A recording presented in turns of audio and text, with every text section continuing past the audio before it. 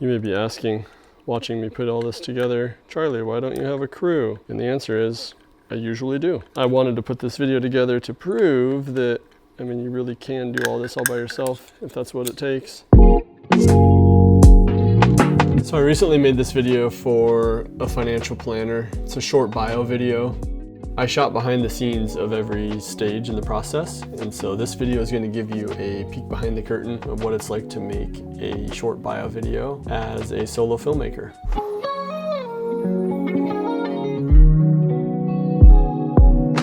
I wouldn't say this is necessarily a deep dive on any one of those areas, but it's an overview sort of showcasing the fact that you can get a lot done as a solo filmmaker. I think there's a lot of assumption that it takes a huge crew and a ton of gear to make a professional video. Oh, that's a good boy.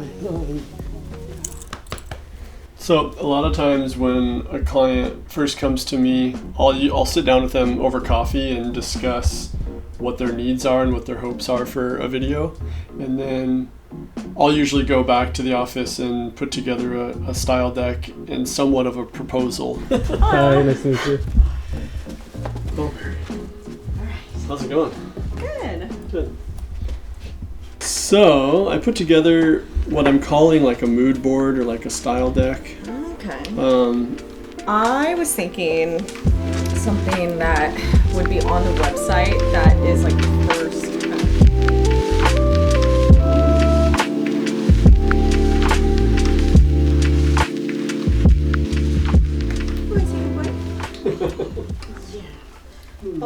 Yeah, just met with Marissa. She seems to be on board with everything that I had planned. Yeah, I think that we're pretty well on the same page about what this video needs to accomplish, so far so good. On any given week, I may have 3 to 5 shoots of various sizes and styles. So it's critical that I have my gear really well organized and ready to go at all times. Essentially, I have like a templated checklist that I have all my gear laid out depending on what shoot I'm going on. And starting with the first box, essentially what I do is I go through every box in order, and I don't move on to the next box until everything I need out of each box is checked. I'm doing a 2-camera shoot tomorrow, and so the first item on my list is just a cam. And in this case, it's going to be the Canon 1DX Mark III. Let's go through the camera real quick, make sure it has everything it needs to operate properly. Battery. There's no media in it, but media is on the list, and so we're going to add the cards later. The next line item is B-cam. And in this case, it's going to be the Sony FX3. And it'll be a little bit of a experiment because I haven't done a ton of blending between the FX3 and the 1DX Mark III. So it's unlikely that I'm going to need ND tomorrow, but this matte box has a polarizer on it, and there may be some reflective surfaces. Bada bing, bada boom. Moving on to audio. Sennheiser shotgun mic and a pistol grip. I've got this 8-channel recorder. Next up is lights. It's the Aperture 600D. I actually take this one for this one. Super cheap way to get like nice accent lighting or backlighting. I think the light was maybe like $100 or something. The softbox is only $20 or $30. Moving on to gaff and rigging. This tripod, I have a friend that owns like a leather company, and he makes custom bags and stuff, and I had him make this little tripod bag for me. 31-inch stealth slider. Excuse me, Bear. You're a good boy. I need you to go. Excuse me. Oh, I know. Good boy. So my same friend that made the leather pouch also made me this sweet sleeve. All right, grip department. That's the grip bag. That's the first thing on here. I'm gonna check it off. Gaff tape. Bundle. In. This box is covered.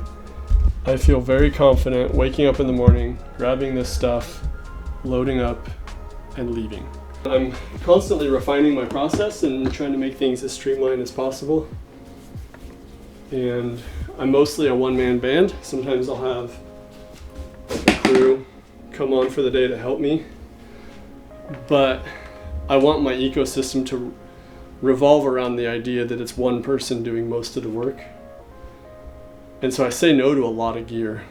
I don't want to overwhelm myself with more gear than I can handle, like setting up on my own. And this is pretty close to the limit. So we're all loaded up and we're heading to a location that I've actually interviewed in several times. First, we got to go pick up coffee. All right. Thank you. I didn't see your coffee order on the list. Do you have coffee? I have a coffee for you, Steve. Right on. You're the latte or the latte? They have a ton of options, but when I came in for my tech scout, I'm kind of thinking I'm gonna shoot this direction. So I'll probably set her up in this kind of general area somewhere.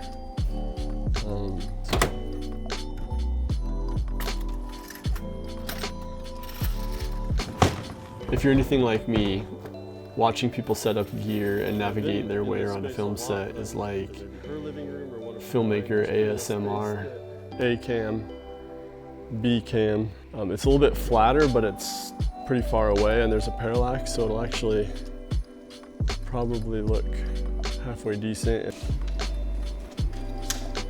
When I set up my slider, I like it to be the closest point being just within maybe a foot of A cam, and then it'll wrap all the way over to like here. Basically, I'll move it up and down once I get the cameras set, and I'll bring the mic just shy of the headroom. But you want it to be, a good 10 inches to a foot from the source is nice. I'm aiming for is trying to create a perfect triangle between A, B, and Marissa, or the character. In this case, just to sort of show the workflow, I figured I'd do a full 3-point lighting at least. Now this light may seem like huge, and it is, but getting a light this big, this close is gonna be such a beautiful soft light. Now given, you can use as much gear as you want, and you can plan as much as you want, you can bring as many people on set as you want, but I've found that a lot of that stuff just gets in the way, and I really like to just get to the point and capture scenes in kind of the most organic way I can. I would say, generally speaking, I brought way more gear onto this shoot than I do onto most, but since she's a financial planner, I decided that I would do more of a 3-point lighting approach and kind of make her look a little bit more professional and formal, and pair that with her more like rugged lifestyle B-roll. Striking, whoo! And so I'll have these 2 lights that are more or less sandwiching her, and then I'm gonna use my 3rd light to then see what that transition is like between the key and the rim. So when she gets here, we'll fine tune this. Welcome. You'll forget all about it once we get moving. Okay. I don't want to go any further than 5.6, and so I'm going to throw a little bit of ND on. It's not overexposed, but I just want to get back in a more comfortable range. It feels better, based on this monitor. Where do you want my hair placed? That looks nice like that.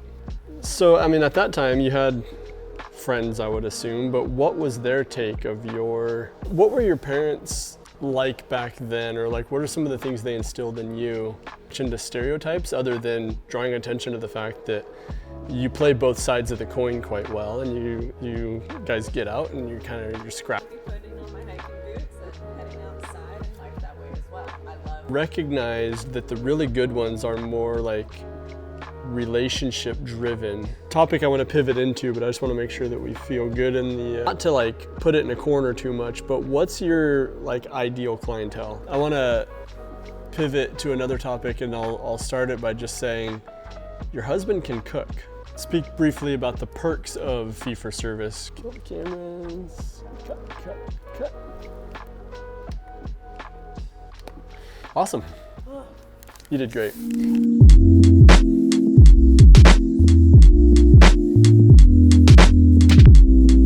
For the sake of the YouTube video that I'm putting together, like I pulled out more gear than I typically would have.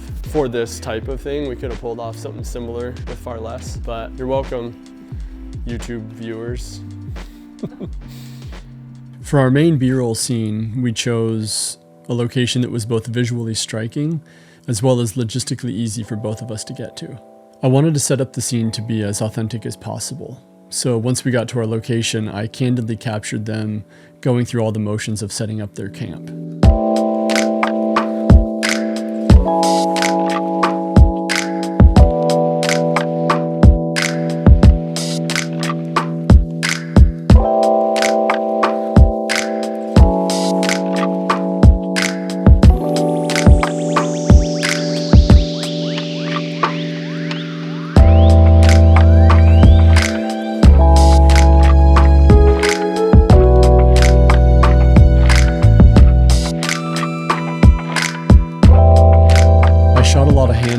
And I found a lot of the shots that I wanted as I went. This style of shooting sends me home with way more footage than I need to tell this story, but it gives me complete coverage of the scene.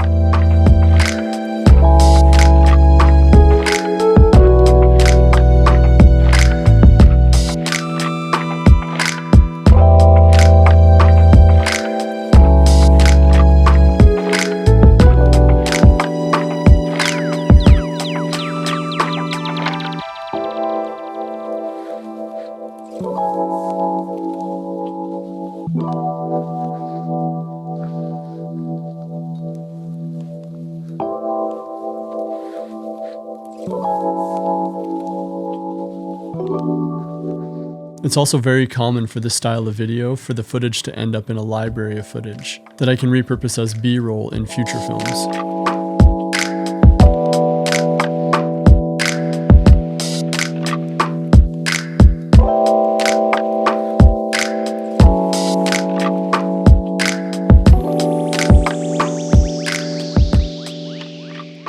And finally, jumping into the edit. First thing I do is I lay out an interview arc. So I'm going to go through her entire interview and pull out statements that I want to use. And we had this.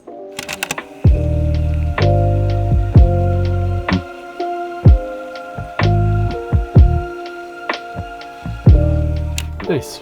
And all you got to do is plug the logo in and we're all set. I'm Marissa Hammerstrom. I'm a certified financial planner, and I'm the founder of Hammerstrom Wealth Management.